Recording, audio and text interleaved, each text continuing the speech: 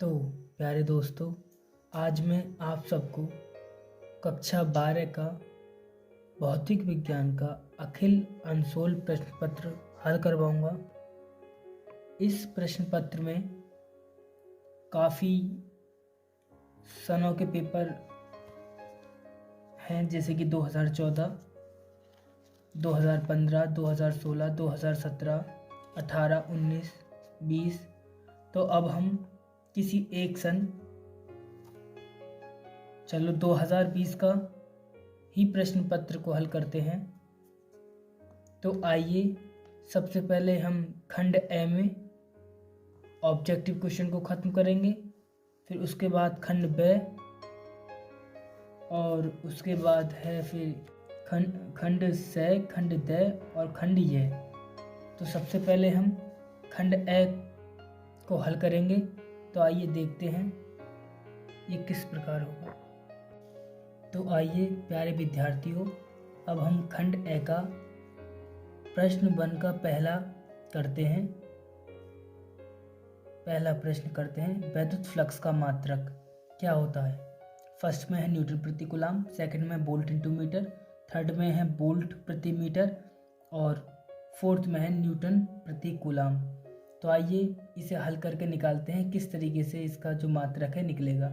हम जानते हैं गॉस के नियम से फाई बराबर होता है integral A into delta A, और ई क्या है? वैद्युत क्षेत्र। वैद्युत क्षेत्र का जो मात्रक होता है वो होता है न्यूटन प्रति कूलम, और डेल्टा क्या है? क्षेत्रफल। क्षेत्रफल का जो मात्रक होता है वो होता है मीटर स्क्वायर।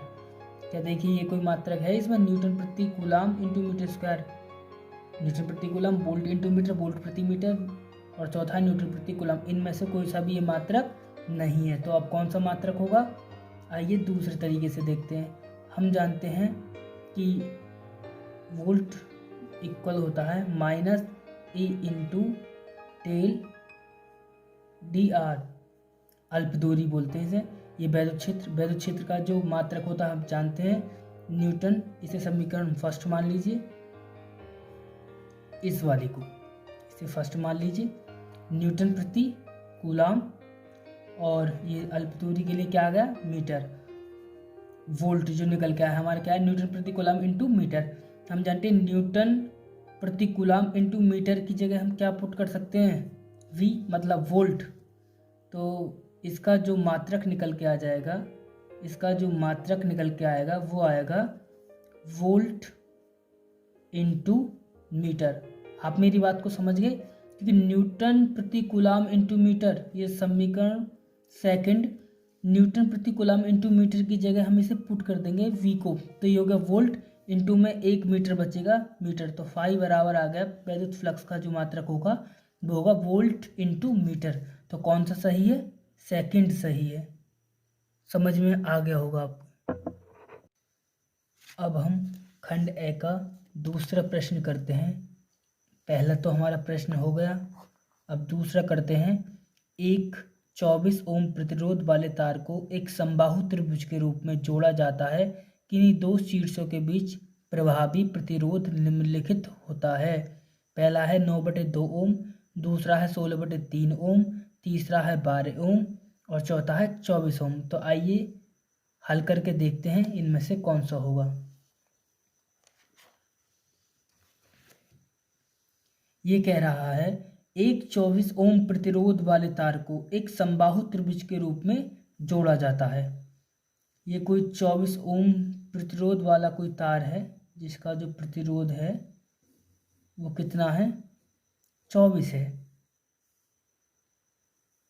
को एक 24 ओम प्रतिरोध वाले तार को एक समबाहु त्रिभुज के रूप में जोड़ा जाता है। समबाहु मतलब जिसकी सारी भुजा, सारी कितनी होंगी त्रिभुज में? 3 होंगी।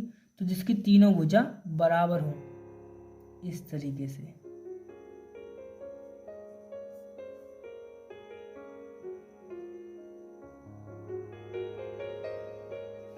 ये पूरा जो प्रतिरोध है कितने का है? 24 का। अब ये तीनों भुजाएं बराबर होंगी तो कितने कितने प्रतिरोध हो गए? ये भी 8 ओम का हो गया, ये भी 8 ओम का हो गया, ये भी 8 ओम का हो गया। अब हमें क्या ज्ञात करना है? हमें ज्ञात करना है किन्हीं दो शीर्षों के बीच, इस शीर्ष के या इस शीर्ष के बीच, इस शीर्ष के या इसके, इसके या इसके, इन दो शीर्षों के बीच हमें प्रतिरोध ज्ञात करना है। तो माना हम ये दो शीर्ष लेते हैं, ये और ये, ए और बी के बीच, ए बी इसको नाम देते हैं सी, ए और बी के बीच हमें प्रतिरोध निकालना है। तो आइए अब हम इसे किस तरीके से करते हैं। अब हम जानते हैं ये इसमें लगातार कंटिन्यू धारा प्रवाहित हो रही है, तो ये कौन से क्रम में है, श्रेणी क्रम में।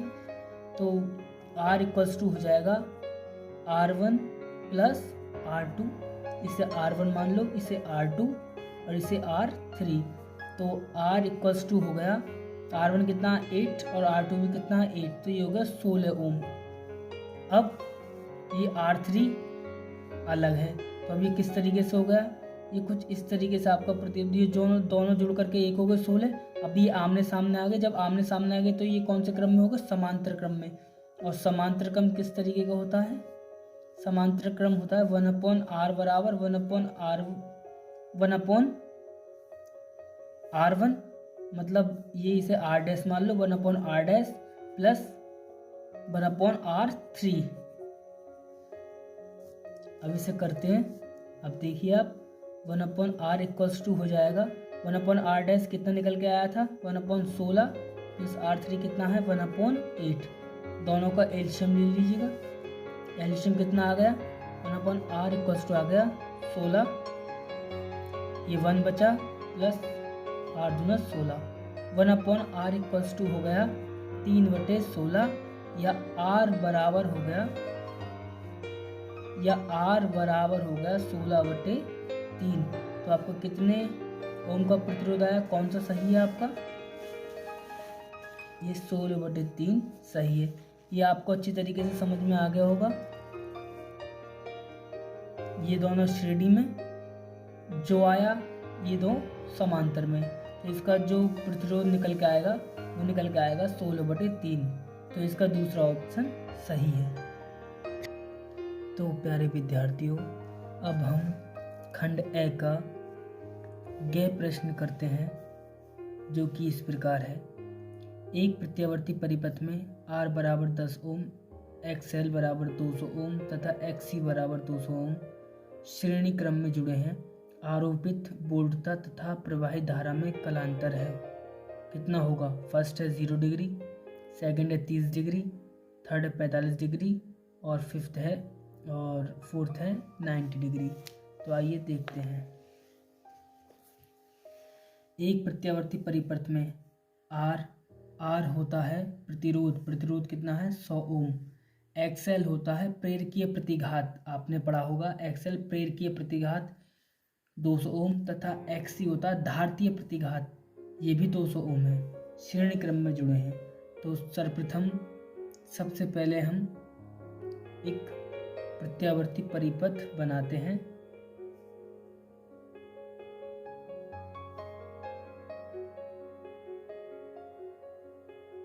ये प्रेरक कुंडली,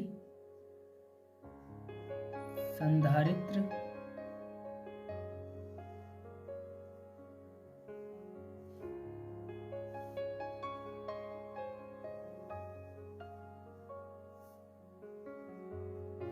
आरोपित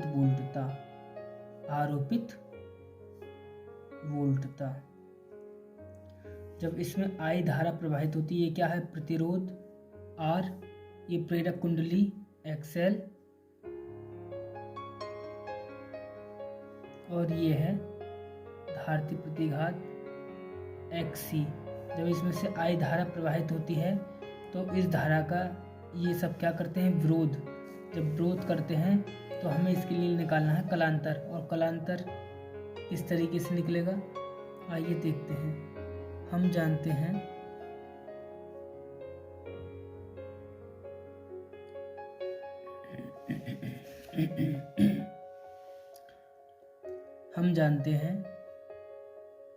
XL बराबर XC बराबर 200 ओम, क्योंकि XL भी 200 है और XC भी 200 है। और अब इसके लिए हम फॉर्मूला लगाते हैं कलांतर, tan phi बराबर XL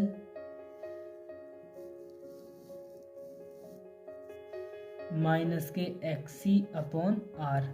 XL कितना दिया हुआ है एक्सएल दिया हुआ है हमें 200 ओम और एक्सी भी कितना है 200 ओम और आर प्रतिरोध कितना दिया हुआ है 100 ओम। अब 200 में से 200 गए तो कितना बचा 0 बटे 100 ओम और 0 में किसी का भाग होता है तो क्या आता है तो 10 फाइव इक्वल्स टू आएगा 0। अब 0 10 में कितने का मान होता है 0 10 में मान होता है 10 फाइव इक्वल्स टू 10 0 में, क्योंकि 10 0 का मान 0 होता है, 10 से 10 खत्म, तो 5 इक्वल्स टू क्या आ गया 0 डिग्री। कितना आ गया जो हमारा कलांतर निकल के आएगा वो निकल के आएगा 0 डिग्री। तो आपको ये प्रश्न पूरा समझ में आ गया होगा। आइए अब हम अगला प्रश्न करते हैं। अब हम खंड ए का चौथा पार्ट करते हैं। यदि ध्रुवण कोण अल्फा तथा क्रांतिक कोण बीटा हो तो tan alpha into sine beta equals to 1, tan alpha into cos beta equals to 1, cot alpha into sine beta equals to 1, cot alpha into cot beta equals to 1। इनमें से कौन सा होगा, आइए हल करके देखते हैं। अब ये कह रहा है कि यदि ध्रुवण कोण अल्फा तथा क्रांतिक कोण बीटा हो तो हम जानते हैं, हम क्या जानते हैं कि ध्रुवण कोण के पदों में अपवर्तनांक का जो सूत्र होता है वह होता है म्यू बराबर tan थीटा, मतलब अल्फा ध्रुवण कोण। यहाँ जो अल्फा है वो क्या है ध्रुवण कोण, और क्रांतिक कोण के पदों में क्रांतिक कोण के पदों में जो अपवर्तनांक का सूत्र है वह होता है म्यू बराबर 1/sin बीटा। अब किस तरीके से हल करते हैं, हम मानते हैं ये इक्वेशन फर्स्ट है और ये equation second. Mu equals to लिख देंगे हम इसे 1/sin बीटा बराबर tan अल्फा, या फिर साइन बीटा को इधर ले जाएं हम, tan alpha into sine beta, इधर क्या बचेगा 1। तो ये रहा आपका हल। इसमें से कौन सा आंसर ठीक है, ये पहला ठीक है, tan alpha into sine beta equals to 1। अब प्यारे विद्यार्थियों खंड ए के अब हम ड और च प्रश्न को हल करेंगे। ये मौखिक हैं, आप यूं ही समझ लेंगे। एक ही वेग से गतिमान निम्नलिखित में से किस कण की दी ब्रोगली तरंगदैर्घ्य अधिकतम होती है, वो होती है इलेक्ट्रॉन की। तो इसे आप याद रखना। प्रकाश वैद्युत प्रभाव के प्रयोगों में आपतित प्रकाश की आवृत्ति न्यू तथा निरोधी विभव V0 के बीच खींचे गए वक्र की ढाल होती है H/E। इसे भी आप याद रखेंगे। अब अगला जो खंड ब है, इसमें जो प्रश्न दूसरे का क है वो है अवतल लेंस के द्वितीय फोकस की परिभाषा लिखिए। अब आइए अब हम इस प्रश्न को करते हैं। अब हम अवतल लेंस के द्वितीय फोकस की परिभाषा को पढ़ेंगे। ये बोर्ड की दृष्टि से बहुत ही इम्पोर्टेंट परिभाषा है। अवतल लेंस के द्वितीय फोकस की परिभाषा, मुख्य अक्ष के समांतर चलने वाली किरणें अपवर्तन के पश्चात मुख्य अक्ष के जिस बिंदु पर मिलती हैं या मिलती हुई प्रतीत होती हैं उसे लेंस का द्वितीय फोकस कहते हैं। इसे स्मॉल f से प्रदर्शित करते हैं। आइए देखते हैं किस तरीके से। जैसे ये कोई उत्तल लेंस है और ये इसका मुख्य अक्ष, जब इसके समांतर किरणें आती हैं और अपवर्तन के पश्चात किसी बिंदु पर मिलती हुई प्रतीत होती हैं, ये इसका द्वितीय फोकस कहलाता है। इसी प्रकार अवतल दर्पण में देखिए, ये अवतल दर्पण है। अवतल दर्पण की तो पहचान आपको पता ही होगी। आइए, जब मुख्य अक्ष के समांतर किरणें आती हैं तो अपवर्तन के पश्चात ये किरणें फैल जाती हैं। क्या होती हैं? फैल जाती हैं, और ऐसा लगता है कि ये किसी बिंदु से आती हुई प्रतीत हो रही हैं, तो ये इसका द्वितीय फोकस कहलाता है। तो आपको मैंने दोनों तरीके से समझा दिया है। ये बोर्ड की दृष्टि से बहुत ही इम्पोर्टेंट क्वेश्चन है। धन्यवाद। प्यारे दोस्तों, अब हम अखिल अनसोल्व का खंड ब का दूसरे का ख प्रश्न करेंगे। दूसरे का ख कर लिया, दूसरे का ख करेंगे। रेडियो एक्टिव पदार्थ के औसत आयु तथा अर्ध आयु में संबंध लिखिए। ये 2020 की परीक्षा में पूछा गया था। तो आइए अब हम इस प्रश्न को करते हैं। रेडियो एक्टिव पदार्थ के औसत आयु तथा अर्ध आयु में संबंध लिखिए। तो हम जानते हैं, क्या जानते हैं? रेडियो एक्टिव पदार्थ की अर्ध आयु होती है T, और माध्य आयु को कहते हैं हम TA। ये किसके इक्वल? ये TA कहलाती है। अब हम जानते हैं T बराबर जो होता है, ये होता है 0.6931। ये आपको याद करना पड़ेगा। रेडियो एक्टिव पदार्थ की अर्ध आयु T बराबर होती है 0.6931 अपॉन लैम्डा, जहाँ लैम्डा होता है 6 नियतांक। इसे बोलते हैं हम 6 नियतांक। अब माध्य आयु मतलब TA, ये इक्वल्स टू होता है 1 अपॉन लैम्डा के। अब यहाँ से हम लैम्डा की वैल्यू निकाल लें। लैम्डा को इधर ले जाएंगे। लैम्डा बराबर ये 0.6931 अपॉन में क्या आ जाएगा? ये T। तो TA इक्वल्स टू होता है 1 अपॉन लैम्डा। जब TA equals to 1 upon lambda होता है तो लैम्डा की वैल्यू यहाँ से रख दीजिए। इक्वेशन इसे फर्स्ट मान लीजिए। TA बराबर हो जाएगा हमारा 1 अपॉन लैम्डा की वैल्यू निकल के आई 0.6931 अपॉन T, और ये T पहुँच जाएगा तीसरे नंबर में आता है, गुणा में ऊपर पहुँच जाता है। तो TA इक्वल्स टू हो जाएगा, माध्य आयु बराबर हो जाएगा T अपॉन 0.6931। यही हमारी क्या कहलाती है?